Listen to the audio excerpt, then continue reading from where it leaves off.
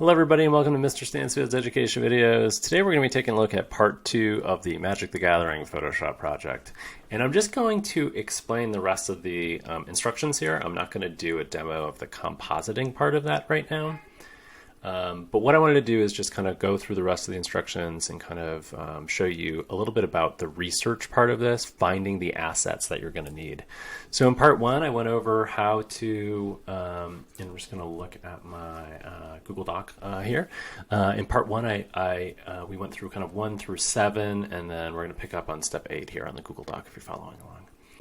So you should have, let's go ahead and take a look at Adobe Bridge here. You should have something that looks like this, right? So you've got a card and then an image that's cropped from the card and made a little bit bigger so we can really see it, as many details as possible, even if it's pixelated, even if you see some of those CMYK separation dots. That's what we call these here, kind of in this mix, these like weird shapes in there.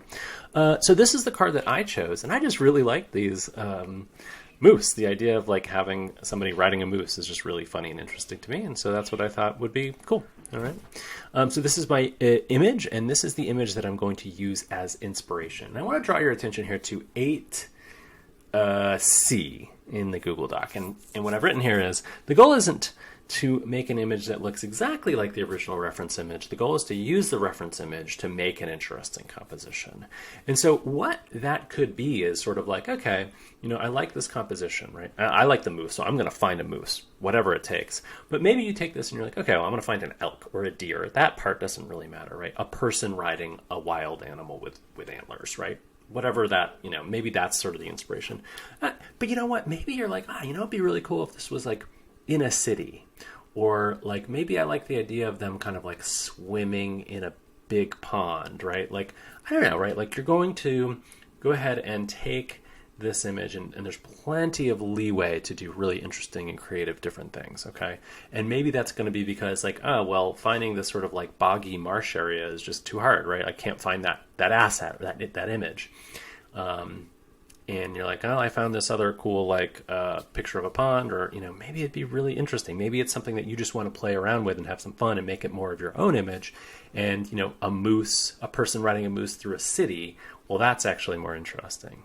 The thing that I want you to sort of follow when you're looking at this as the inspiration, the thing that I want you to follow is the logical space. And what I mean by that is the relative size of things in the image.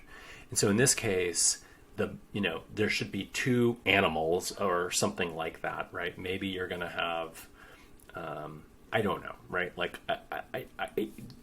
I think it's possible that you could create a composition that doesn't include moose, that doesn't include an antlered animal, but in that case, I don't know. I think just find a different image if you're really going to go that far out of it. But in this case, let's say, I found 2 pictures of moose and I'm going to put them in a city. Okay. What I want you to follow, the logical space and relative space, what I mean by that is that in the image, the moose in this case should take up most of the image. All right. The relative size of the moose in the frame and the relative size of the moose and the figure on the moose in the back here, following those kind of proportions, those relative sizes, is going to be key. And it's going to teach us a lot, I think, about how we create space in a digital Photoshop composite. So a couple of other things to consider. You must use at least one image that you create, and I want to see at least 7 different images to create the final piece. I say here 8D, you may need to research how to get a certain look, and that's really where I want to help, right? So if you're like, I want this to be at night, I'm going to be able to find you the resources to do that, or I can show you what I know about how to do that. Let's go ahead and look at where we're going to find these assets. So that's number 9, some resources here. You're going to find pixabay.com, unsplash.com, and pexels.com. These are 3 websites that I find really helpful. They have a large free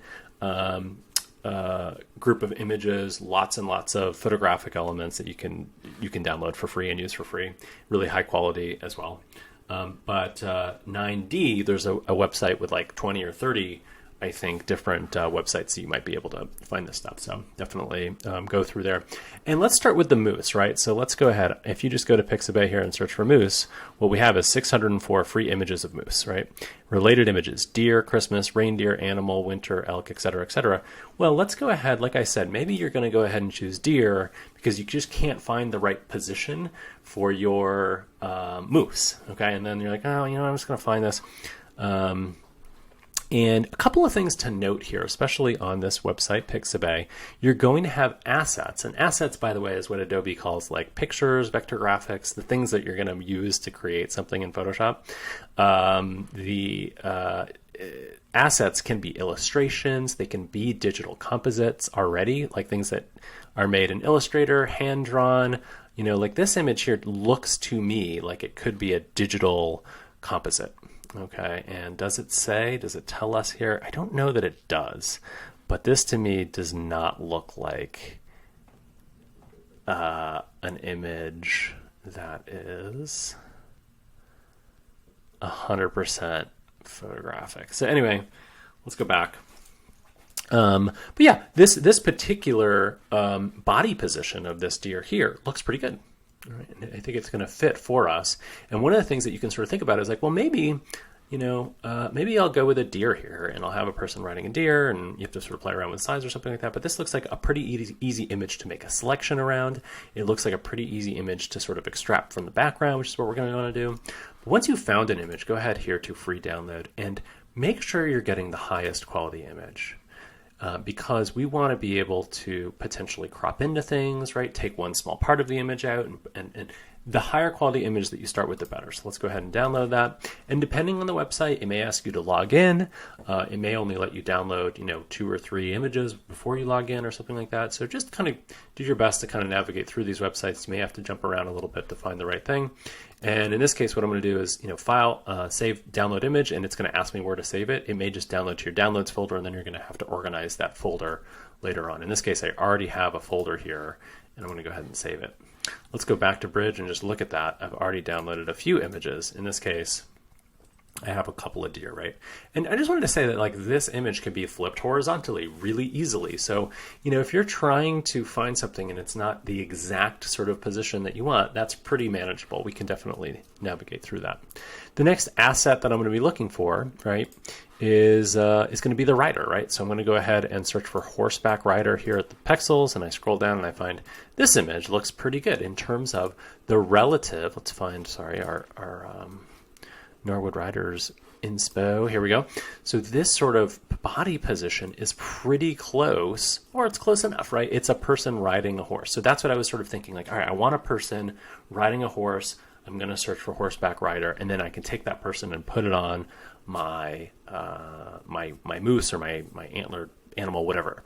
And the you got to kind of be creative here. You got to sort of think about, all right, like what kind of image am I going to be able to use for this particular asset, for this particular part of the photo? And maybe even like searching like horseback rider versus horseback riding, right? Keywords really matter when you're doing these kinds of searches. So just be aware that you may have to do something like that. You may have to sort of switch up your keywords a little bit. You may want to open up a thesaurus and kind of go through it and see if that helps you to try to, make word associations. If you're not coming up with the right image, you may want to do that. So, you can download these images, collect these images. And I would say like for each asset, I would try to find 3 or 4 or 5 different things that could work. And then once you get into Photoshop, actually figuring out what does work and what works the best.